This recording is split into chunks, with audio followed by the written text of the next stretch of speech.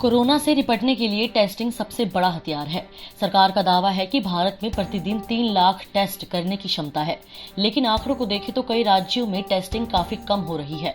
प्रति 10 लाख लोगों पर सबसे ज्यादा परीक्षण लद्दाख और गोवा में किया जा रहा है, जबकि यूपी, बिहार जैसे बड़े कई राज्य काफी पीछे हैं। Indian council for medical research के मुताबिक अब तक देश में 60.84 लाख लोगों का टेस्ट किया जा चुका है। मंगलवार को 16,03,187 लोगों का परीक्षण किया गया, जो एक दिन में सर्वाधिक है। इसमें 10,974 मरीजों की पुष्टि हुई। इस हिसाब से देखें तो प्रति 100 टेस्ट पर करीब 7 मरीज मिल रहे हैं, लेकिन दिल्ली, महाराष्ट्र और गुजरात जैसे कई राज्यों में यह आंकड़ा काफी ज्यादा है। राज्यों से मिले आंकड़े बताते हैं कि महाराष्ट्र में प्रति 100 जांच पर 23 मरीज मिल रहे हैं, जबकि दिल्ली में 30, गुजरात में 15, हरियाणा में 15 और तमिलनाडु में 8 संक्रमित पाए गए हैं। यूपी में मरीज मिलने का औसत 2.63, बिहार में 3.50, जबकि उत्तराखंड में 7.48 है। यूपी, बिहार को छोड़ दे तो बाकी राज्यों के नतीजे चिंता जरूर पैदा करते हैं।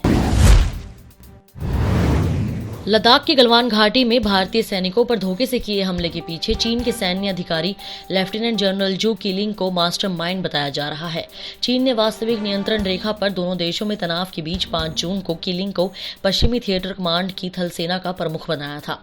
चीनी मीडिया ने किलिंग को पीपुल्स लिबरेशन आर्मी का उभरता सितारा बताया है। उसे कई वरिष्ठ सैन्य अधिकारियों को दरकिनार कर राष्ट्रपति शी जिनपिंग ने भारत से लगी सीमा की कमान सौंपी थी।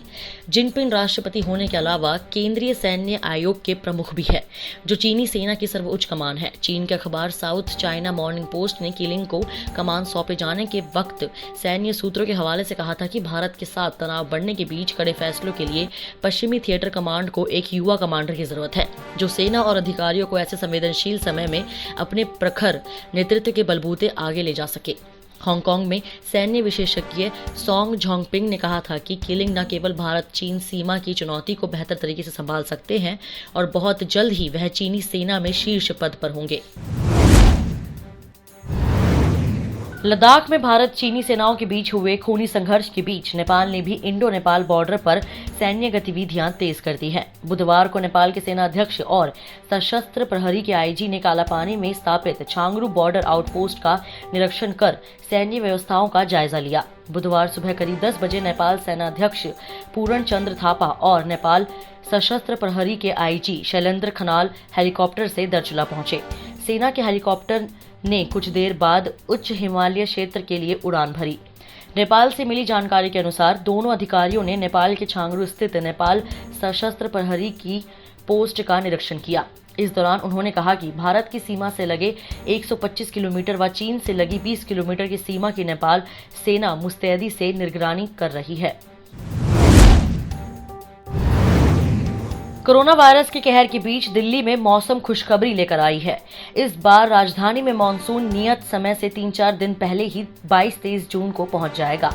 आमतौर पर दिल्ली में मानसून का आगमन 27 जून को होता है।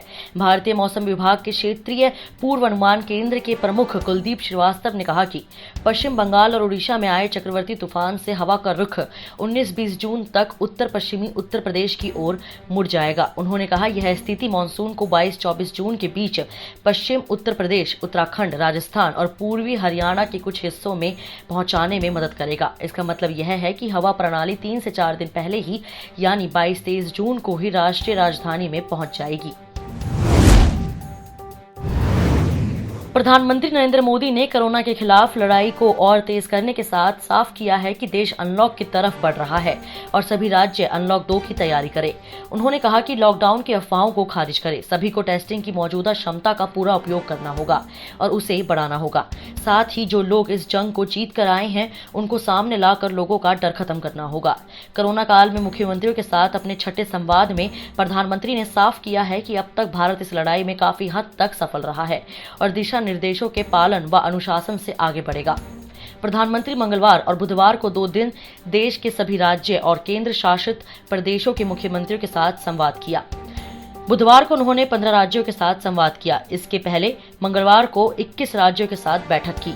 इस वीडियो में इतना ही। मैं कोमल, पंजाब केसरी, दिल्ली से। अगर आपको हमारी ये खबर जानकारी पूर्ण लगे तो हमारे फेसबुक पेज punjabkesari.com को लाइक करें, और अगर आप हमारी ये वीडियो यूट्यूब पर देख रहे हैं तो हमारे चैनल punjabkesari.com को सब्सक्राइब करना ना भूलें।